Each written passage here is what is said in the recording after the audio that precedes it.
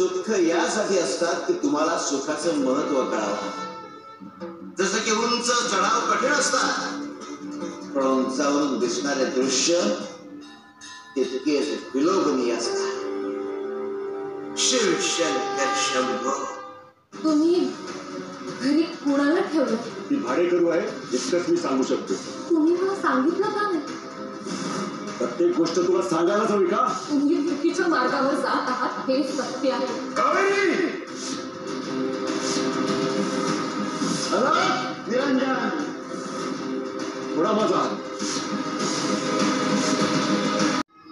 काय रे, काय झालं? स्वामी मला माफ करा, स्वामी मला माफ करा।